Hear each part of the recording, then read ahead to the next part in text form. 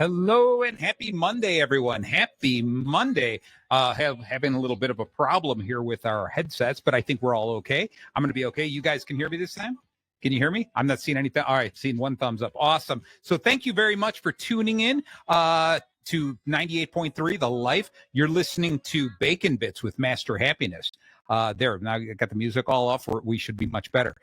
This is Bacon Bits with Master Happiness. Of course, I'm your host, Marty Jalove, and I come at you every single Monday night at 7 o'clock to talk about your job, your career, your vision made clear, the skills that you hone for the business that you own, the ups and downs, the smiles and frowns, where you're at and where you're bound. And if you miss any part of this episode, like you might have missed the first 30 seconds or so, tune in later in the week to Bacon Bits with Master Happiness, anywhere you listen to podcasts. So if you're a fan of the show, you know that every week I'm on a quest to bring you the industry best, and I always have some special guests. And today, without a doubt, I have just the two of the most specialist of all the guests. It's my boys here, Luke and Nate. Nate and Luke, say hello, lads. Hello, lads. Luke, you do that every time, and it never gets less funny. I got to say, I was on the edge of my seat because I knew it was coming. Just and waiting for it. Right? It's a real side splitter. Evergreen. That's it. Beautiful. Wow. So today, guys, you know what we're talking about, right? Like we do every once a month. This is the second week of the month. We talk about somebody from the book, The Legends of Sales. And today, What a book. Yeah, thank you. I know you read at least one chapter a month, right? I do. And it keeps me on the edge of my seat. There you go. I think there's about 40 chapters. So how long will that take Nate to finish reading it, Luke? If he does 1 month, one chapter. One chapter is 40 chapters. A while. A while. There you go. Right. See, I didn't think you could do the math that quickly. Good. Sometimes, Marty, the chapters are just so good you got to double back and really reread them. I hear you. So we're going to be talking today about Seth Godin. All right. Or what was the nickname you gave Seth earlier today there, Nate? Oh, Bodie James. Yeah. That's it. Yeah, I think his closest friends call him that. But we're going to call him Seth Godin because not everyone who's listening to the show knows his name is Bodie Jeans. Okay. So Seth Godin is a world-class marketer, salesperson, just an incredibly bright guy who wrote a book called The Purple Cow. All right. And the Purple Cow theory, the idea behind that is trying to prove the point that the more you differentiate, the more you will stand out. The more you stand out as a business, you will turn a good business into a great business into a spectacular business because you differentiate yourself. Okay. So this is actually kind of interesting because this is one of the reasons that there we go. I threw Luke up on the screen there, as well as there's Nate. This is one of the reasons we all wear these shirts because we want to stand out. We want to differentiate. That's right. Normal, regular, boring business people would wear a white shirt and a tie, but not us, right? No, not us. We stand out. We're the purple cows. Explain what our shirts look like to listeners who maybe don't know. Oh, that's who maybe aren't watching along. You know what, Luke? Why don't you go ahead? You're the storyteller in the group. Tell us. Describe these shirts, would you? Okay. A floral design floats across a light blue background. What looks to be the top of a pineapple as well sprouts from a logo.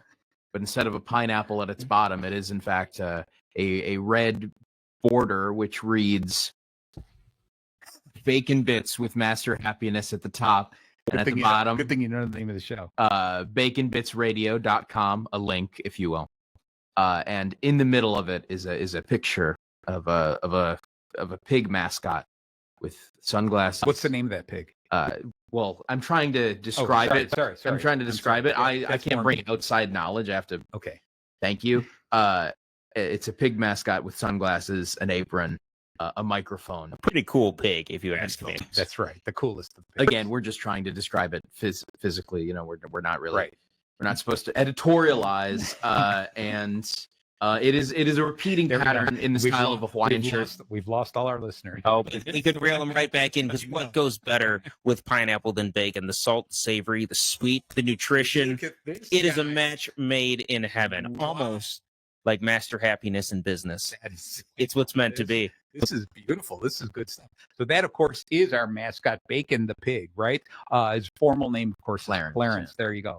All right. So this is what we do. The idea here is if you want to win, you need to stand out, according to Seth Godin.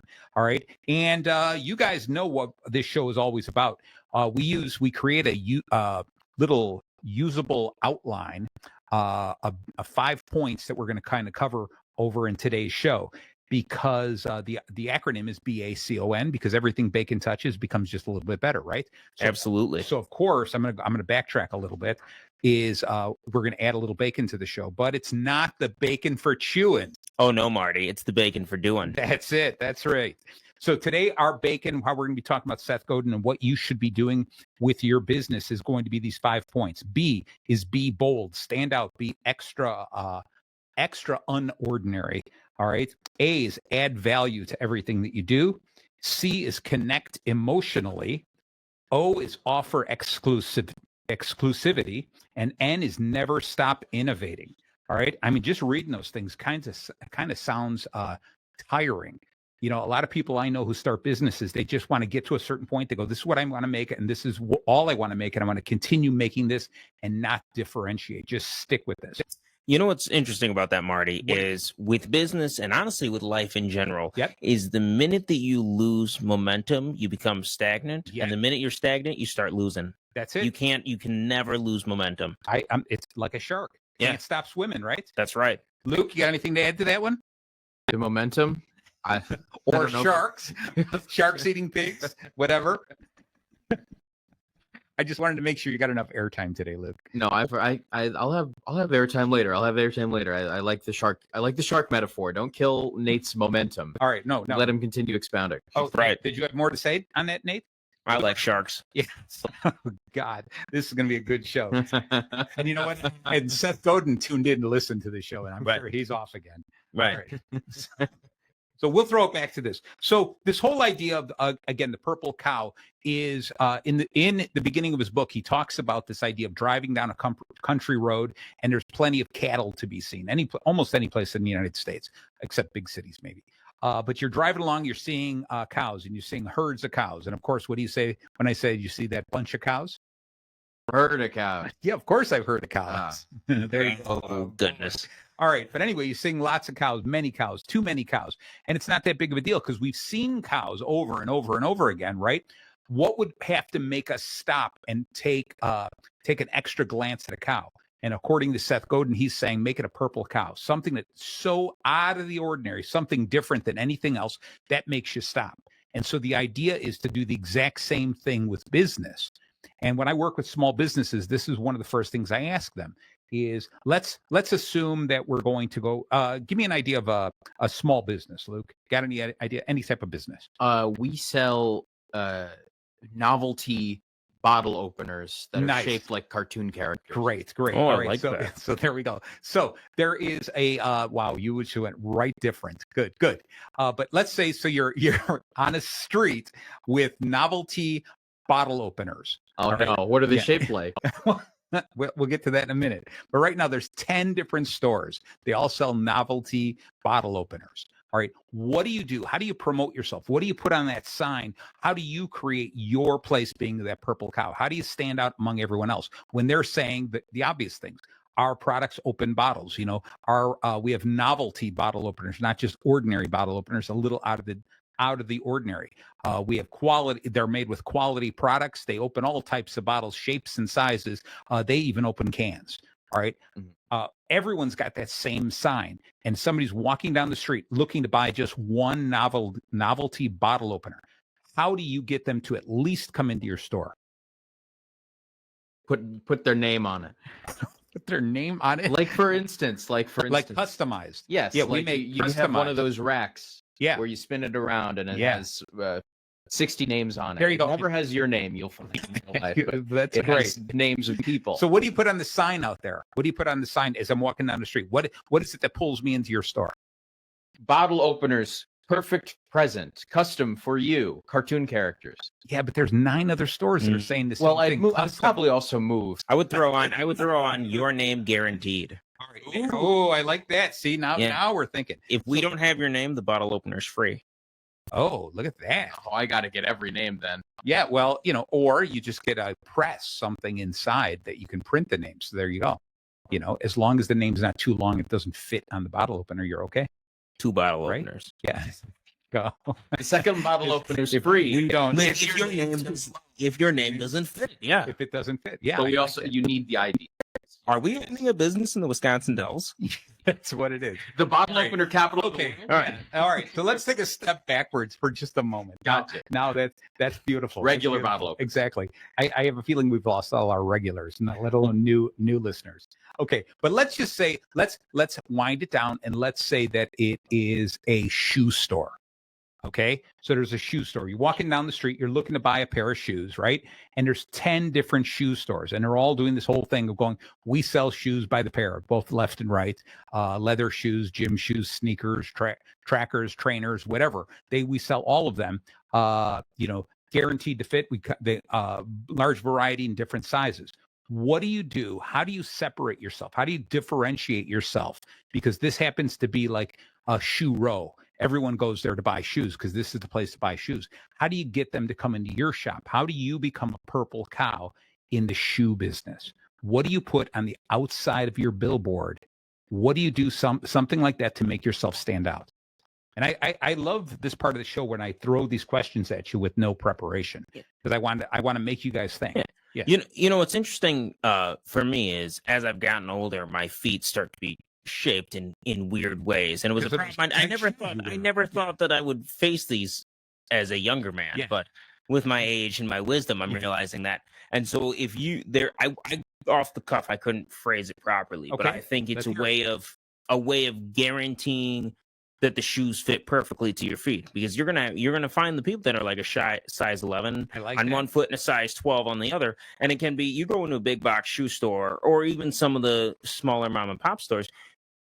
They don't offer the ability to make sure that your shoes fit. I'm currently wearing an identical pair of boots, the left and the right, and yet due to my feet, one fits like a slipper and the other one makes me want to saw my foot off with a hacksaw. Cool. And so it's like in my head, I'm like, if I could have gotten one size bigger for my left foot, I would be having a really enjoyable experience with my feet right now. And instead, I'm in a minor amount of pain. So if there's a way to say, we are going to guarantee that the shoes fit your feet perfectly, you might not be an 11 or a 10. You might be an 11.5 and a 10 3/4. But it's how are we going to customize the shoes to your feet without charging you that customization cost? Look at this. There's a lot there. We customize your shoes to your feet. We guarantee we fit all types of feet. Now, it would be cool. Imagine a graphic out there of a guy with one foot really exaggerated big and another foot tiny and saying, we guarantee we'll fit all feet. Yeah. Okay. That to me would be that one thing of walking through, even if I said, my shoes, I always wear the same size, but that's a guarantee there. Right. Okay. Anything else there, Luke? What do you think? You could say that it was genius and just leave it at that. Oh no, I'll always have an idea. Nice. This is going to be my episode. You'll find. All right. I'm anxious. You're going to be the place that offers men's shoes for non-men's sizes, because some people just have small feet. Men, it's kind of like the secret deodorant, like made for a man. But strong enough for a man. Strong enough for a man, but made for a woman. Right. I always think about how like a woman's 9 is actually a men's, 32. I think I don't know what it is, but you got to figure there are probably people, guys out there. Yeah, Katie's in the camera right now on YouTube. I really like Luke's idea though, because there is a stigma. There's a stigma. No, with manhood and with everything, there's a little bit around size, right? Yes, they have to prove themselves, and it has got to be tough sometimes to be a grown man shopping in the young adult section for shoes. Oh, I bet you. You're so right. I think the right way to phrase it would be adult shoes. Adult shoes that fit you perfect. There you go. Dress shoes. Yeah. Like how many dress shoes are there for? That's the number one complaint. Nobody ever has a pair of dress shoes that they actually like. You go to a wedding or anything, the women are trying to get out of the shoes and the men are secretly wishing it was socially acceptable for them also to be careful at a wedding. Yeah. It's because those are the guys who don't wear those kind of shoes all the time. Right. So I like this combination both of you came up with, this combination of we fit all sizes and all shapes and stuff like that. That's the type of stuff. And I'm going to add to it is to show the graphics of that, because as I'm walking down the street, I might not be able to read everything, but I want to see those types of things, because everyone else, all the other stores are going to be talking about the norms. Okay, we have, they'll put a designer's name up there. They'll mention we have gym shoes, we have dress shoes, etc., because that's the safe bet. Right. Okay, and they're going to be like, that's cool, that's what we're going to do. But in order to really leapfrog beyond everybody, what you've got to do is you've got to take that risk. You've got to be willing to be just a little bit different to stand out. Okay. And it's great to put some type of a graphic, those words saying that, because then you suddenly become maybe the only one to do that. Right. All right. In their eyes, you're the place to go to. Okay. So genius. That's it exactly. So one of the things I want to tell you was when I started the business, and I think I've shared the story before, and I went to my first networking event, not knowing anyone, not exactly knowing what the networking event was going to entail for me. I wore a Hawaiian shirt. And there was a lot of people who were like, who's this guy with the Hawaiian shirt? Okay, because they were used to business people dressing formally, or business casual, right, to these events. And I came in wearing Hawaiian shirt. So a lot of people came up to me and go, what's the deal with the Hawaiian shirt? You going to a party after this or just get back from vacation? A lot of people trying to be funny, but it gave them a reason to talk to me. And what I realized was this three steps that I like. And that is contrast, conform, and connect. Okay, so the first thing you do is you contrast. You say, everyone is going this direction. We're going to go this direction. All right, just enough to get their attention, just enough for them to go, wait a second, what's going on there? Who is this guy, right? Then you have to conform, because you can't be completely different, because people are afraid to do business with someone who's completely different. Right. You have to say, look, we're going to play it safe. We're going to be creative. We're going to be a little bit different. I'm not as different as you first thought. I'm speaking the same language as you. We're the same, but I am just differentiating myself. And then with that, you connect to them. You make a strong connection back and forth. And that's so important. That makes you stand out and makes you memorable. Okay. It's really neat in the town, Lake Zurich, where I live. There's only that whole area, Lake Zurich, Wakanda, Long Grove, etc. There's only a handful of people who stand out based on their clothing. And I'm going to say to myself, I'm number one, because I'm the guy who wears so many Hawaiian shirts that other people are afraid to wear a Hawaiian shirt, because if they do, everyone goes, what are you trying to dress like Marty? Right. But there's an attorney I know. For the longest time, he was really the vest and a bow tie. And he was a young guy, and it was cool because you just recognized him. You could see him from across a room and just see that the way he was dressed, and you know exactly who he was. Another guy always dressed really nice, no matter where he went, sports coat. And I had both of these guys on the shows, and his stuff was all plaid. Okay. And he had checkered shirt, plaid pants, plaid jacket, and he was always dressed a little bit better than he had to be for that event. And so these were guys who just broke out of the norm and really stood out, because in a sea full of polo shirts, nobody really cares about that little logo on your chest there. What they're looking for is the entire package. Right. Okay. So before we jump into it deeper, I want you to think about this, because this is more than just selling or more than promoting your business. This is everything about life. Like you had mentioned earlier, Nate, this is more about if you are dating, you want to meet somebody, you've got to come up with a way to stand out. You can't just blend in with the crowd. You've got to find something that is your particular brand that breaks the rules. And then once you start that conversation, you let the person know you're not that wacky. You're not that different. You conform with them a little bit. No, I think that conforming piece is where sometimes you'll see people struggle, and especially people like a little bit new, where they like, I got this great idea, and they'll come up with like an outlandish marketing scheme, but then it goes too far that it actually like people are like, oh man, like he's a little bit too out there, he's a little bit too much. And so that it's a fine line, and you really got to pay attention to that. Gather the attention, but then very quickly communicate that you know what you're talking about, like establishing the credibility right afterwards. Yep, exactly. And just that strong combination of both, and understanding by looking at the crowd you're working against, by looking at your competition, by looking at your customers. And again, that could be someone you're looking to date. It could be your customer, could be your boss that you're after a promotion or something like that. You need to show something that you stand out a little bit different. You're brave enough to be unique. All right. And the word that Seth Godin uses that I love is remarkable. be remarkable. And what that really means is do something that is worth remarking on. Yeah. That somebody's going to say, did you see him? Or, wow, I really like that. As opposed to a subtle change that people might go, yeah, I noticed that. That's the end of it. You need to make a bold statement. And that's what that B is being bold. That shows, I mean, think about this. That's to be that bold, to stand out, to differentiate yourself, to go against the curve, shows incredible confidence. Right. To go along the same lines, do everything that everyone else does, that's easy. That's just following the herd. And I think an interesting thing is like that mindset. You have to always have that mindset in front of you, so you can look for those opportunities. Yep. Because it's really easy when someone else steps forward or is that remarkable person in a situation where you look back and you go, "Why didn't I think of that?" Yep.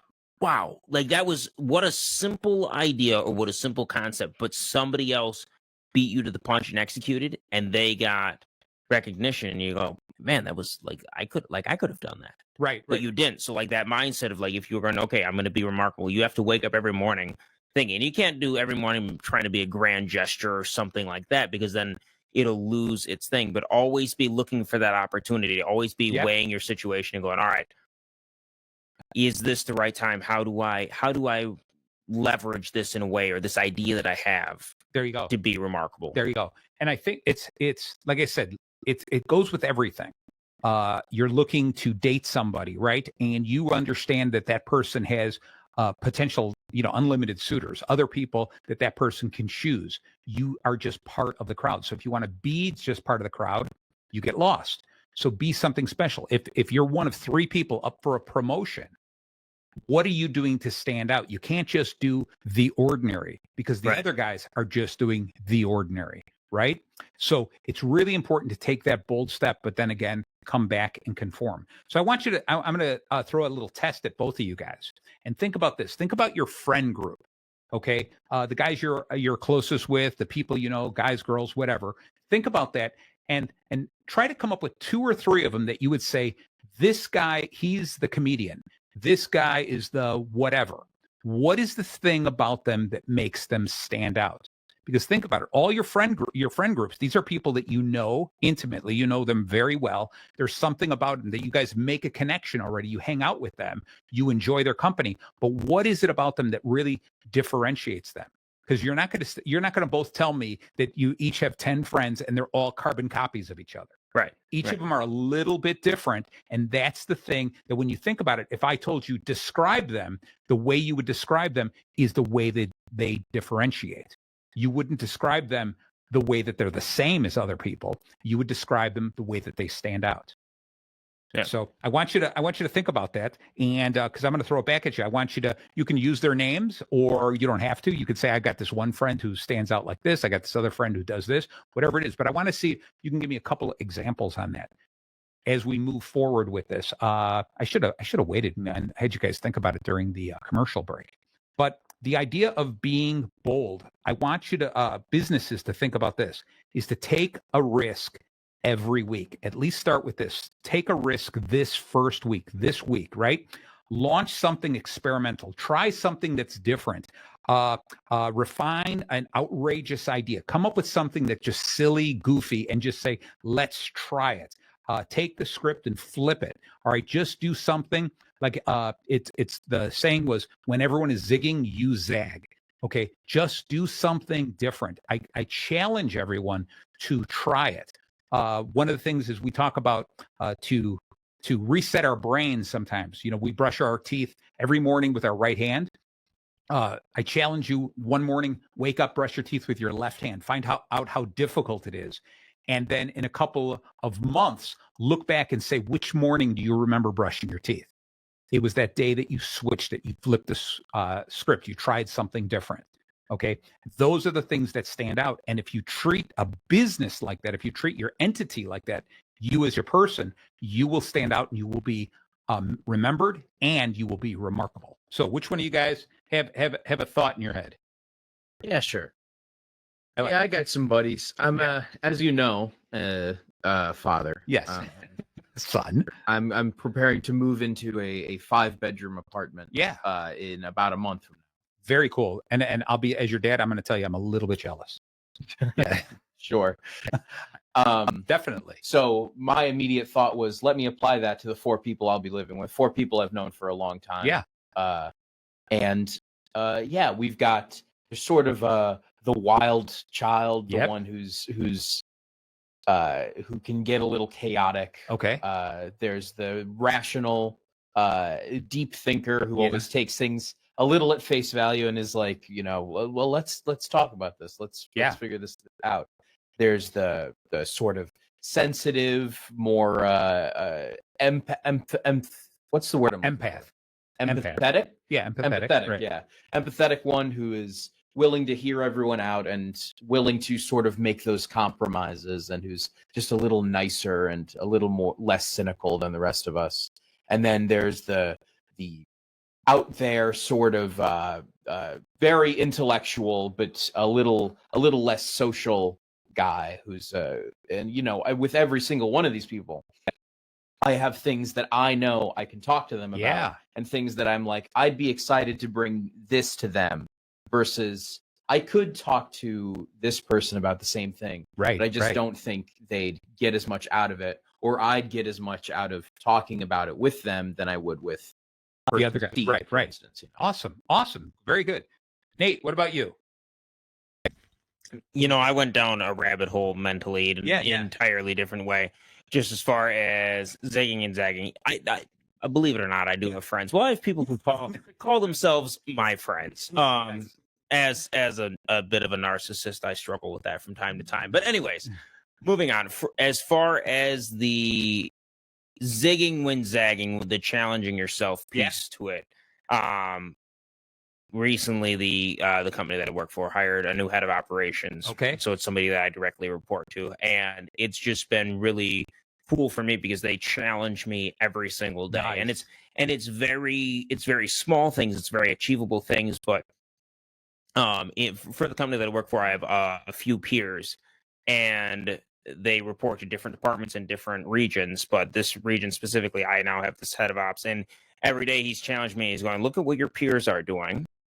Okay. And I want you to take a step higher. Be the one thing. Be the guy who stands out. When you're in your morning call, be the one who takes control of the situation. Why don't you throw out this little thing?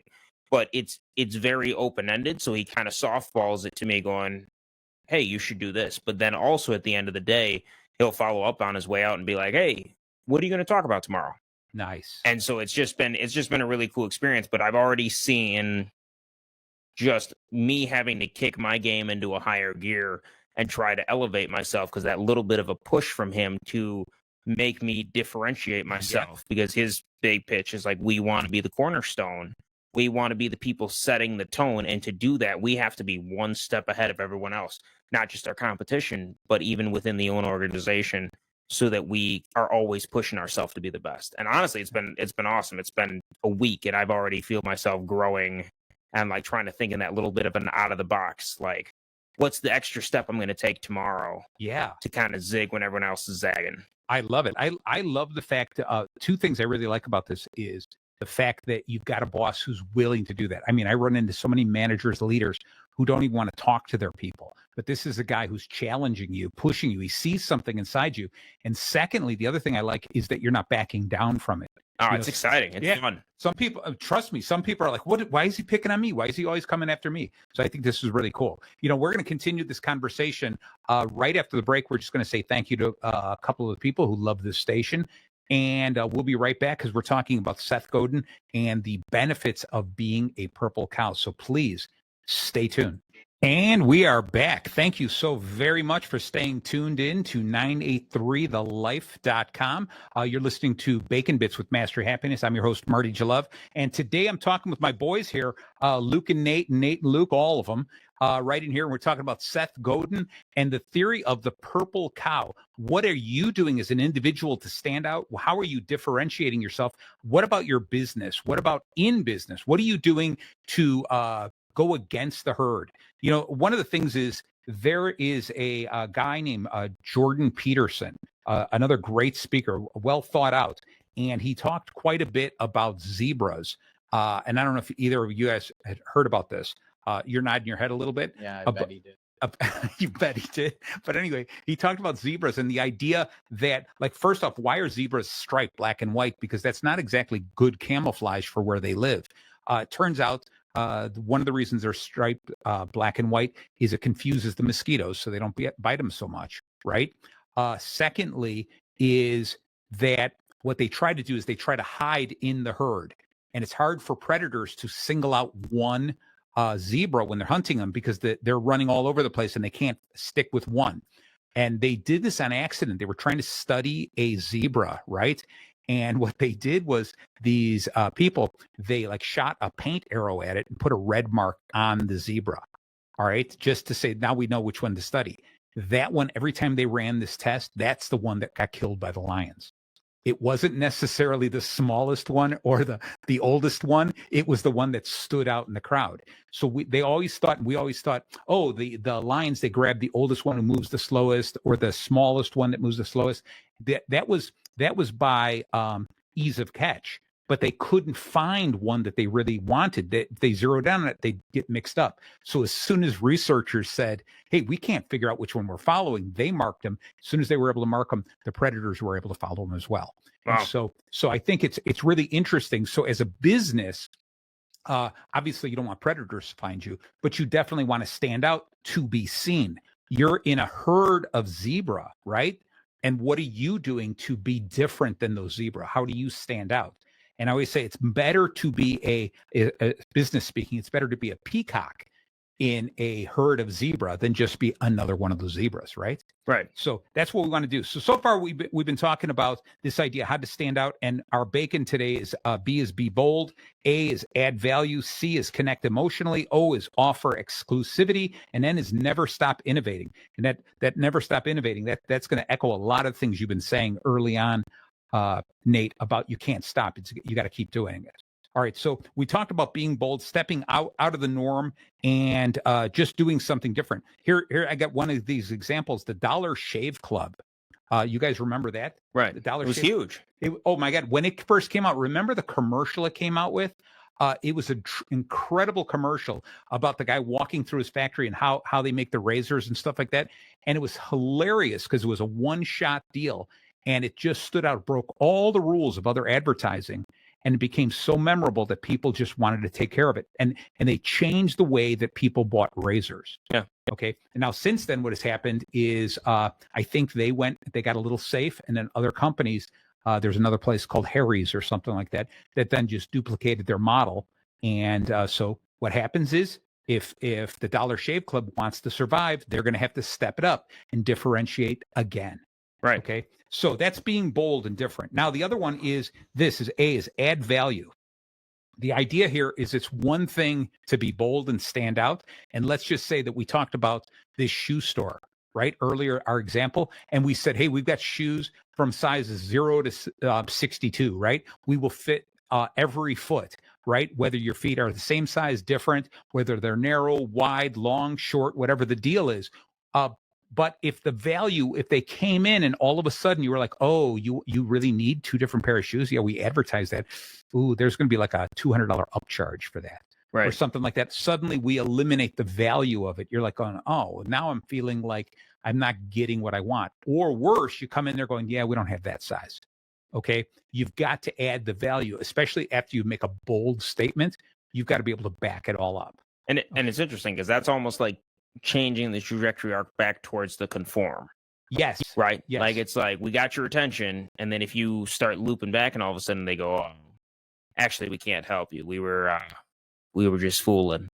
You know, that's where it's kind of like, oh, you lose all your credibility. So you have to be able to be competitive in your pricing and in your options.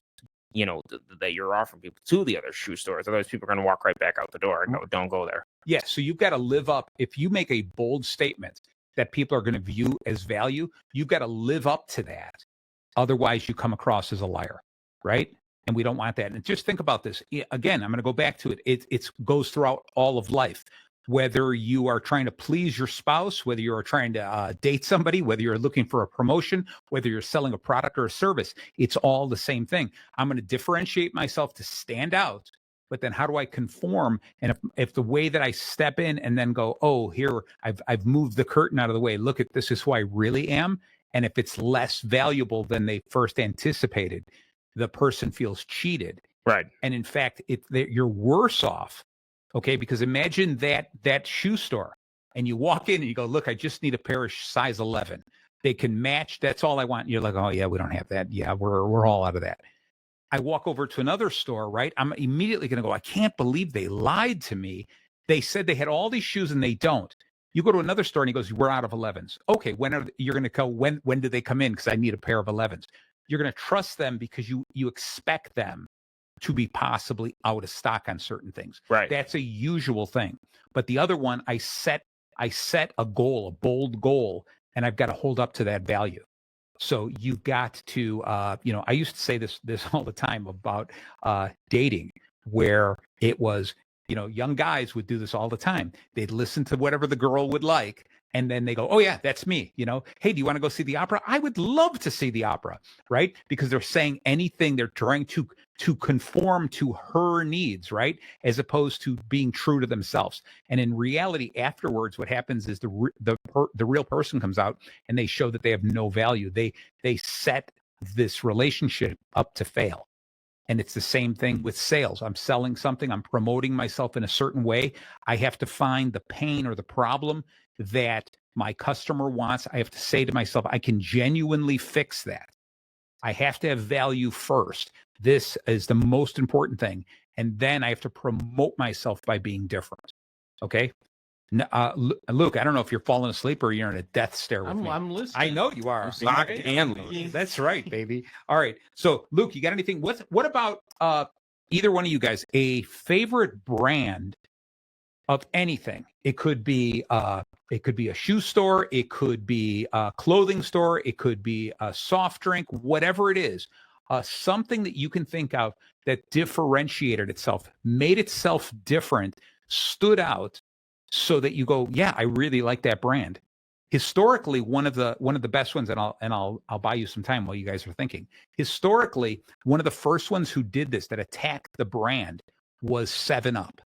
Okay, when there was a big cola wars between Coca-Cola and Pepsi, which goes on to this day, they continued to fight which was the better cola. And 7-Up came up and said, those are colas. I'm 7-Up. We're the uncola. And suddenly what they said was, you have a clear choice. You can choose a cola or you can choose 7-Up, right? And what they did was they said that was it. They created a whole different brand, all right? By doing that, they differentiated. They could have come out and said, well, we can create another cola and disappear and never compete with Coca-Cola and Pepsi, kind of like what RC did, right? Instead, they came out as 7-Up and said, we're different. We are completely different. Take a break away from cola. Stop getting involved in the cola war and drink the uncola. So they were the first ones to really, probably one of the biggest companies to do that of notable fame, that they really found a way to differentiate. What about you guys? Any brand that you can think of that you would say that you love the brand or you hate the brand, whatever it is, but they still differentiate so much that you end up buying it?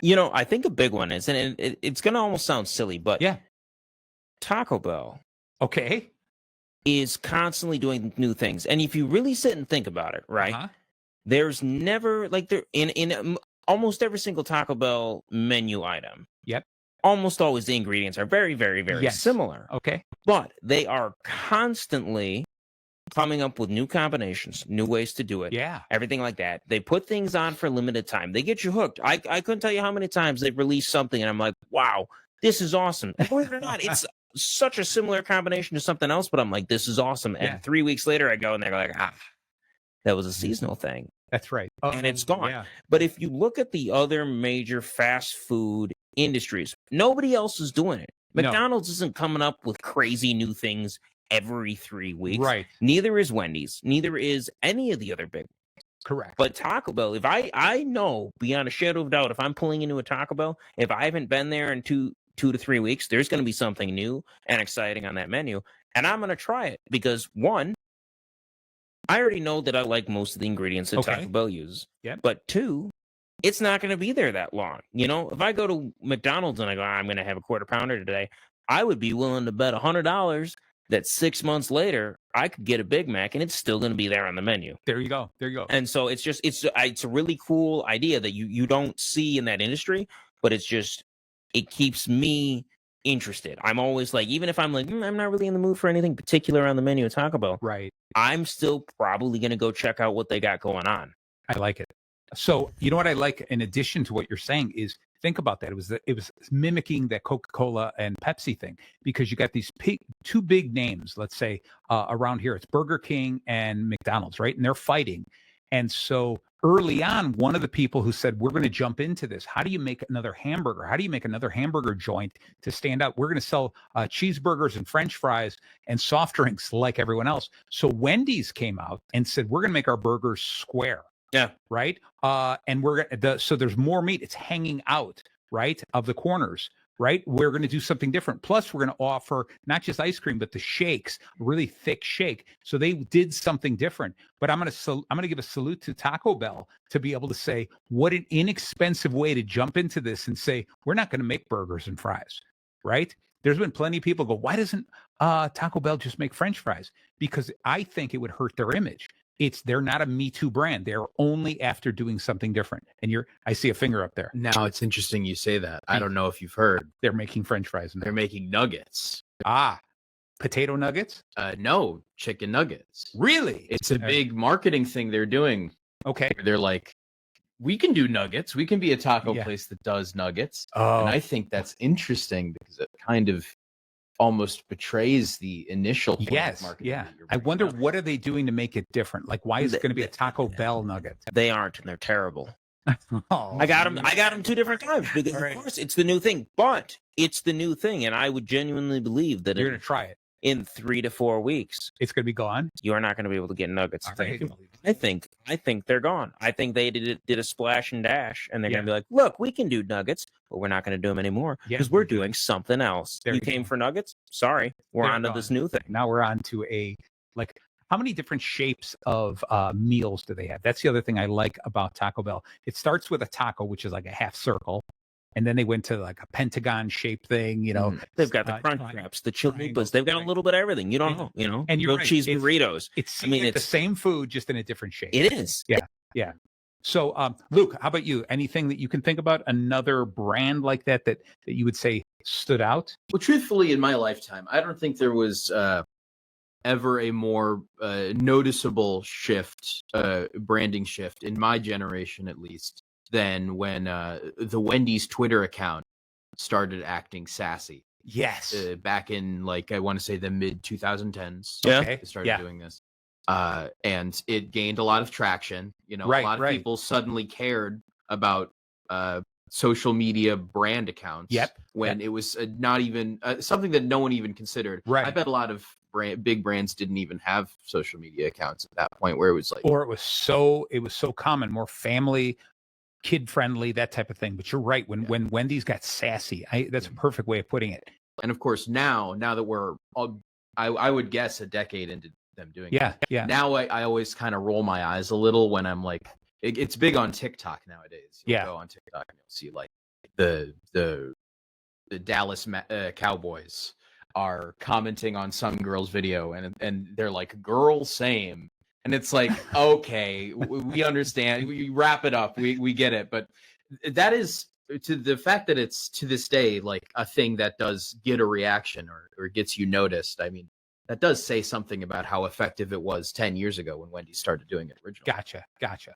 All right, so let's jump back into this because I'm going to end up. Sorry about that, Nate. I got you yawning over there. So the C in bacon is going to be this: connect emotionally. All right. And this is what's going to be really important. And I think it's a perfect segue for what you were saying, Luke, is that Wendy's stepped against the grain. They did something in their promotion, in the way they promoted themselves, became sassy. That was such a perfect word for it. But it became an emotional thing because it got their audience laughing and thinking, wow, big brand's not supposed to be doing that. You know who the other one who did it for just a short period of time, and I don't think they could have done it, was Burger King when it was the actual king, the guy with the masquerade kind of mask. I loved that guy, right? But anyway, it's anybody who can stand out and do something out of the ordinary like that. But as long as they can back it up with real value, That's what's going to be important. Okay. So with this is we're going to be talking about this connecting emotionally.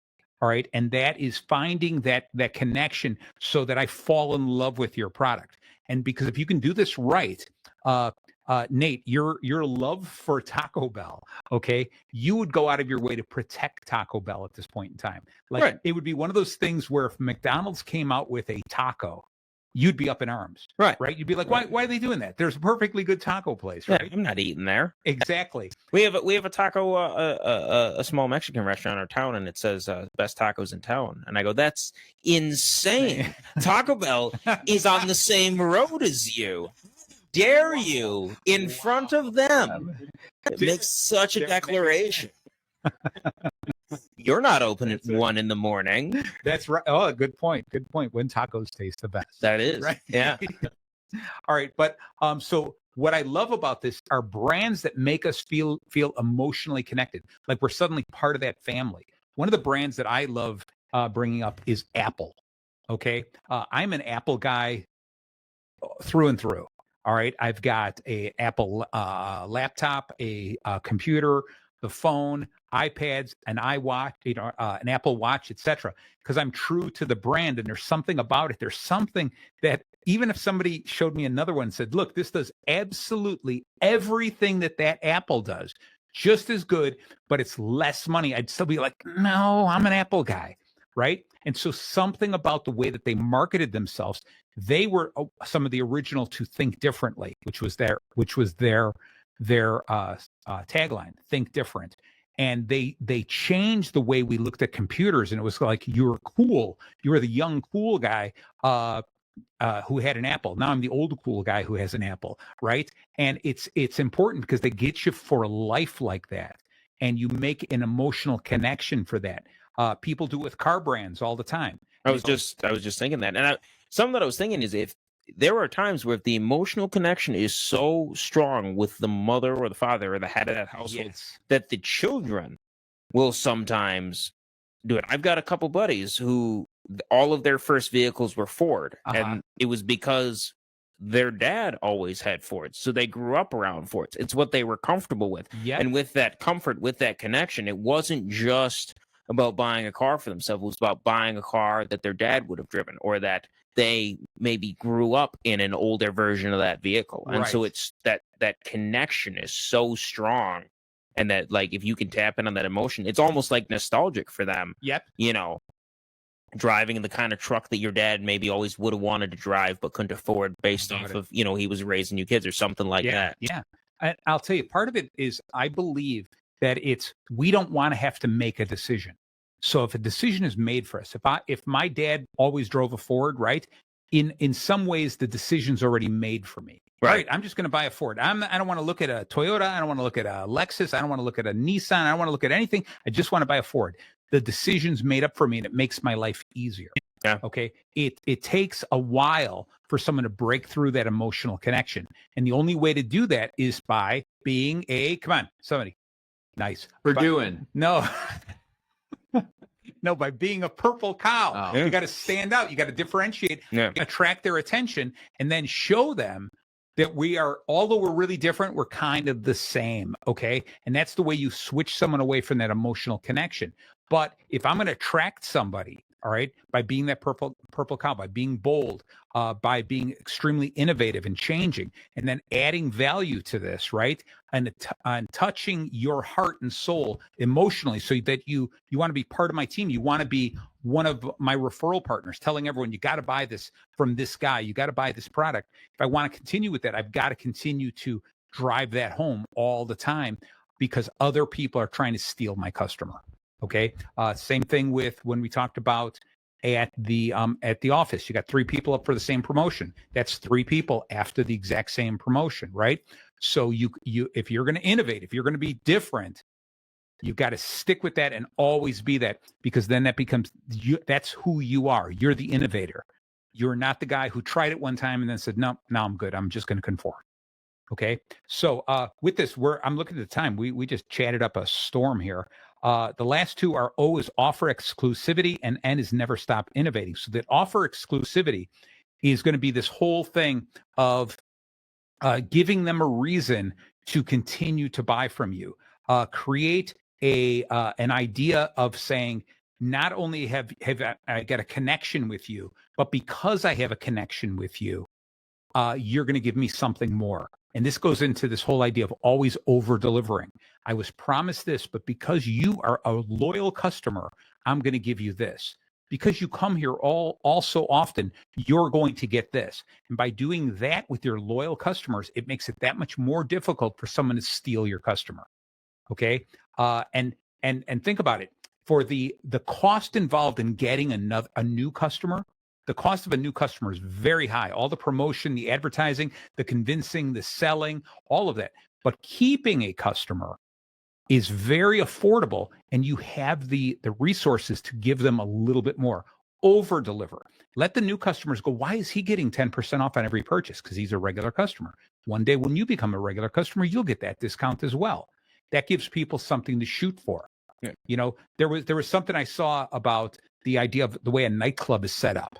Okay, you wait in line outside the nightclub for forever, right? And you're like, oh man, because it's exclusive. I want to get in there. They're doing something different to stand out. They're differentiating themselves. There's great value in there, whether it's the music, the people, the drinks, whatever it is. There's something value in there that you want to get in there. You just want to be part of that in crowd, right? Because of that, you feel so emotionally connected to it. Once you become a regular and you're like, man, the bouncer knows my name. I walk in, the bartender says, hey, Nate, how's it going? Right? You feel so connected to it. And you're like, this is my place. I'm going to come here all the time. Right. Then what you do is you tell the guy, hey, you know what? We got a special VIP area upstairs and it costs you a little bit more money, but you know, you are a VIP. You are a very important person. Right. And before you know it, now you're in that VIP area. How difficult do you think it is for another nightclub to steal you away? You're going to be like, are you kidding? I'm a regular. They know me by first name. I know the owner. I know the bouncer. I know everybody. I get my buddies in there. We're going to the VIP area. Right. And you're constantly giving them more and more and more. You give them that whole idea that not everyone. Those VIP rooms are always set a little bit higher. Right. They're in a staged area. They're on a catwalk up higher. So because I'm a VIP, I sit a little higher. I look down on the rest of the people who are they might be regulars, but I'm a real regular, right? And every time you go into a place like that, you know what you also find? There's always one more door. That's for the super VIPs, right? There's always one more level that you can make it to. And what you have to do is that's where we get into this last one of never stop innovating. You always have to create something new. You got to keep this rolling. You got to keep this moving. You got to keep changing and differentiating and showing different things. You know, you got to change up the menu, like we said Taco Bell does. Apple is always introducing something new and a cool new feature in a cool new way.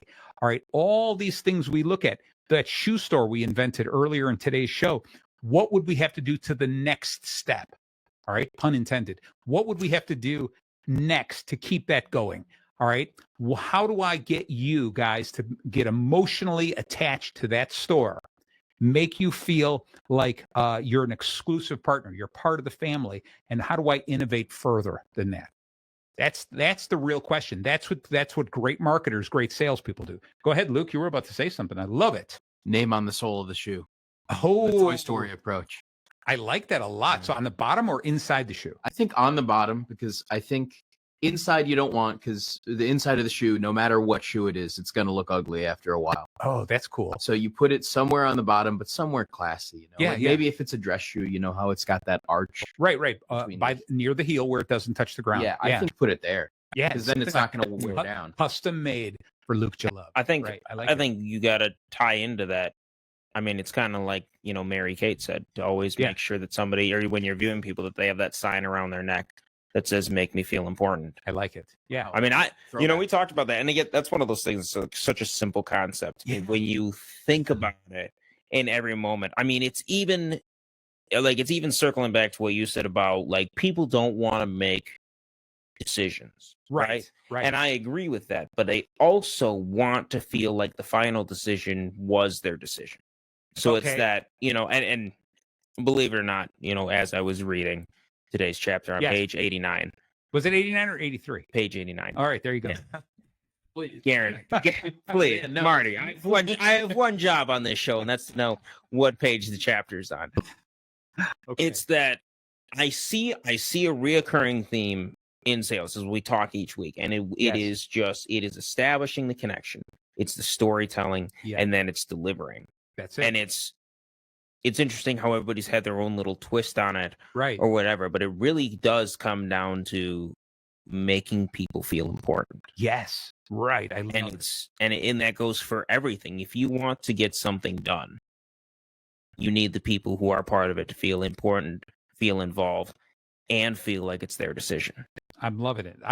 Here I was about to pass it around and ask you what your closing feelings were. Luke, what are your closing thoughts on today? What was something, you're on camera, so think deeply. What is something that was exciting that happened today that you would say, this is the greatest takeaway? If anyone missed the rest of the show, and they could only listen to these last few minutes, what would you say?